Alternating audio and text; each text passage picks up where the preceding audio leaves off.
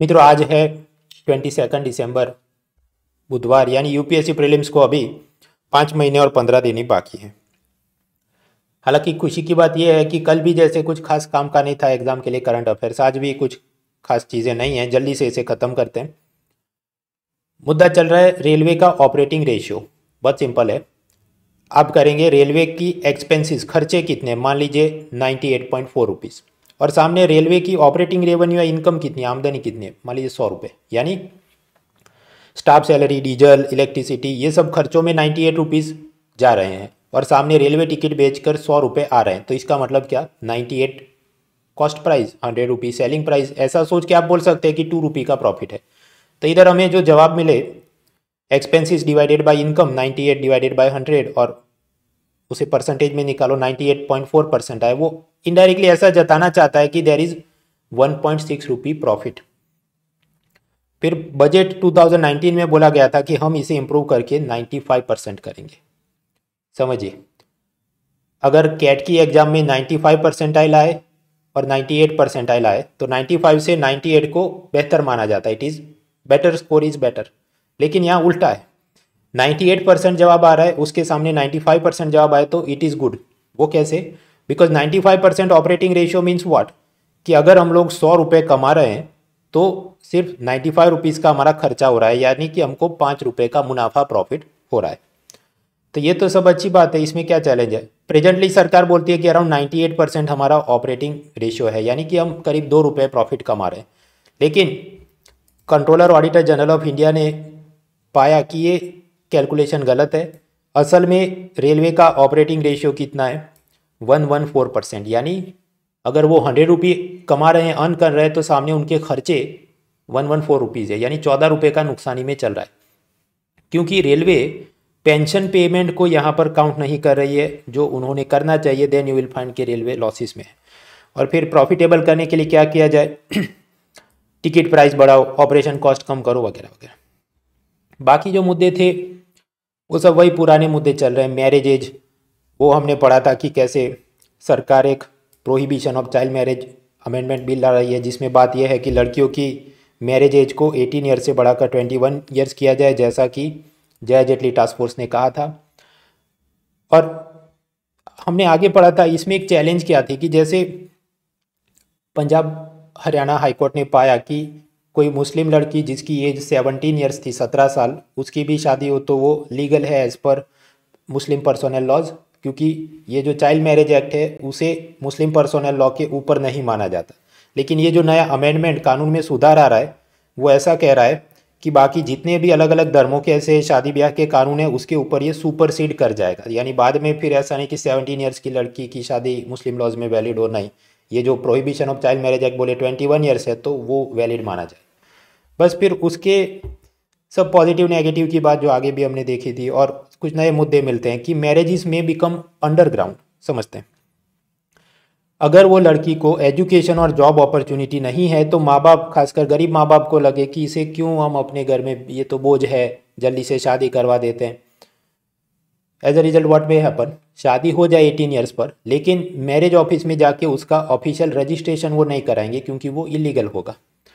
लेकिन फिर अगर मैरिज अंडरग्राउंड है तो मान लीजिए 19 ईयर्स पर पति पत्नी की झगड़ा हो गया और वो डाइवोर्स अलग हो जाएं, तो फिर वो क्या मैरिज ही नहीं था? तो फिर वो जो डाइवोर्स होने के बाद कॉम्पेंसेशन, मेंटेनेंस का जो पैसा हस्बैंड ने वाइफ को देना चाहिए, उस सब में नए नए प्रॉब्लम्स आए। ऐसे भी कुछ लोगों को चिंता है।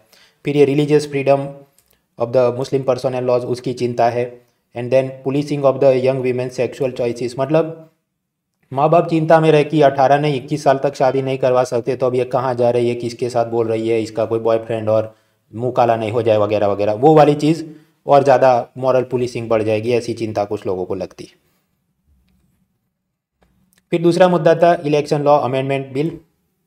वो भी हमने कुछ दिन पहले ही पढ़ा था। वो वाली से वापस चीज़ हो रही है कि आधार नंबर को वोटर आईडी से लिंक किया जाए ऑन वॉलेंटरी बेसिस, ताकि जो डुप्लीकेट वोटर्स हैं, एक से ज़्यादा जगह पर जिन्होंने वोटर आईडी कार्ड बनवाया है, तो अपने आप अलर्ट कर जाएगा कि आधार कार्ड के हिसाब से तो सेम आदमी है तो डिलीट करो। तो it will help in removing the duplicate voters registered at multiple places.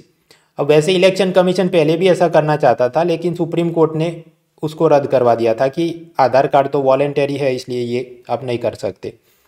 अब उसके भी वापस वही पुराने सब कि इसका कैसे मिसयूज होगा।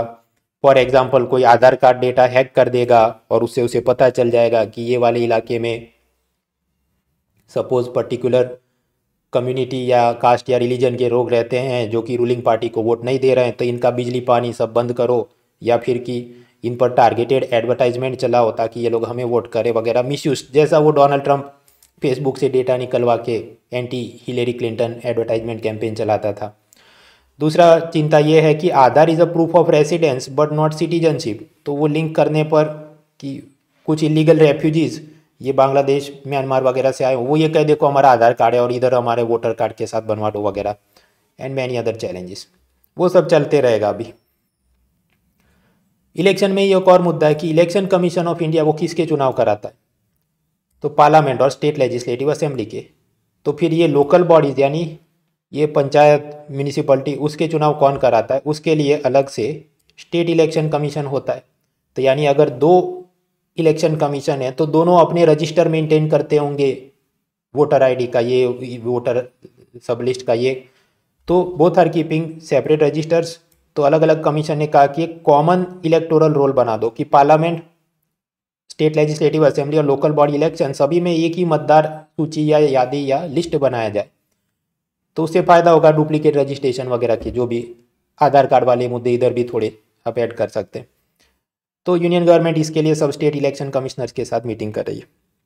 फिर एक मुद्दा है पॉलिटी सेक्युलरिज्म। लक्षद्वीप जो कि एक केंद्र शासित प्रदेश है, वहाँ पर 96% पॉपुलेशन मुस्लिम की है, तो वहाँ स्कूलों में फ्राइडे को भी छुट्टी मनाई जाती है ऑन रिलीजियस ग्राउंड्स। लेकिन अब वहाँ की यूनियन टेरिटरी गवर्नमेंट ने ये फ्राइडे हॉलीडे कैंसिल कर दिया। उनका ये कहना है कोरोना में जितना सिलेबस कंप्लीशन का लॉस हुआ उसे करना है, and for ensuring optimal utilization of resources. सोचो रिसोर्स क्या है, स्कूल की बिल्डिंग बनाई हो लेकिन शुक्रवार और रविवार 2 दिन वो खाली ही रहे, तो वो सरकारी पैसे का सही उपयोग नहीं। स्कूल में टीचर्स को नौकरी दी लेकिन वो भी शुक्रवार मान लीजिए छुट्टी हो, शनिवार आधा दिन हो, रविवार छुट्टी हो, तो जो सैलरी दी जा रही है उसका ऑप्टिमल यूज़ नहीं है। And for ensuring proper engagement with learners, मतलब बच्चों की पढ़ाई के लिए ये सब करें। फिर ये सब central Asian countries Kazakhstan, Uzbekistan, Azerbaijan, Turkmenistan, ये सब में से उनके जो भी प्रेसिडेंट प्राइम मिनिस्टर है उनको भारत को 26 जनवरी की परेड में चीफ गेस्ट के रूप में बुलाया जाए, ऐसी वो वापस सब कॉलम चल रही है। तो इससे क्या फ़ायदा होगा, commerce, capacity enhancement, connectivity, contact, ये सब 4C होगा। फिर transit, transport, logistic network, regional and international transport corridor, free trade agreement, manufacturing industry, job creation. इसमें ऐसा कुछ नहीं जो आप नहीं समझ सकते, लेकिन ये सब वर्ड्स हमको पता होने चाहिए ताकि जब पूछा जाए तो आप लिख सके। कल रात जो मैंने ये फ्री लाइव क्लास की थी on mains model answers for international relation question, उसमें एक प्रश्न था कि क्वाड समूह, क्वाड्रिलेटरल सिक्योरिटी डायलॉग वाला समूह, वो खुद को मिलिट्री ब्लॉक के सामने अब इकोनॉमिक ब्लॉक बना रहा है। तो लेकिन अगर आप नेट पे सर्च करें तो ऐसे कोई बहुत हमें बड़े मुद्दे मिलते नहीं। तो ऐसे केस में फिर क्या करना पड़े, चिकनी चुपड़ी बातें ये सब हवा में लिख के ऐसा सब, you have to fill up the words to fill up the answer कि हाँ उससे commerce, capacity enhancement, connectivity, contact of people to people, transport corridor, free trade agreement, logistic network, ये सब आप लिख लिख के फिर आपने जब आपको पैदा करना होगा, इन्वेंट करना होगा। So therefore you require command over language and vocabulary. फिर रशिया ने एक कैलिबर क्रूज मिसाइल टेस्ट किया, लेकिन हम वो पढ़ने नहीं बैठेंगे। देखिए हर एक देश कोई ना कोई मिसाइल बंदूक तो टेस्ट करते रहता है, तो क्या हर एक अपने लिए एग्जाम में इंपॉर्टेंट है? नहीं, सिवाय कि इंडिया उसे खरीदने का डिसीजन ले, या सिवाय कि वो ऐसा कुछ हो जिससे भारत को सिक्योरिटी चैलेंज खड़ी होती हो, जैसा ये चीन के हाइपरसोनिक मिसाइल या ऐसी चीज़। फिर रशिया का ही नाम लिया है तो ये सखालिन, फिर ये पैसिफिक ओशन, और उसमें ये सी ऑफ ऑकहोस्ट, ये जो भी प्रोनाउंसिएशन है, और बीच में कहीं पर ये कुरिल आइलैंड है, ये कुरिल आइलैंड। तो जापान कहता है ये हमारा है और रशिया कहता है ये हमारा है, तो उनके आपस में झगड़ा चल रहा है। Now issue affecting Indian interest में ये बहुत कोई ऐसी मोटी चीज़ नहीं है, क्योंकि आप सोचिए रशिया और जापान इसके लिए लड़ाई करे और भारत को कहना पड़े कि तुम सही तुम गलत, इतना तो ये डिस्प्यूट बड़ा होता भी नहीं है। लेकिन जियोग्राफी प्लेसेस इन न्यूज़ के रूप में हमें इसे याद करना है।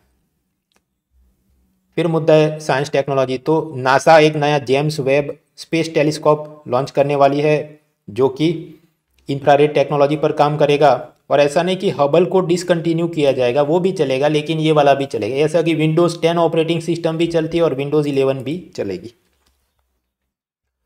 फ्रीडम स्ट्रगल में शिरोमणि अकाली दल, उसकी स्थापना के 100 साल और उसकी शताब्दी है, आराम से आप पढ़ना। ये सारे टेक्स्ट नोट आपको मिल जाएंगे मेरे टेलीग्राम चैनल मुनाल वोरा जी। और फिर मोटा माल जमा होता है तो मैं एक्सेल फाइल में और PDF फाइल में वो रिलीज़ करता हूँ।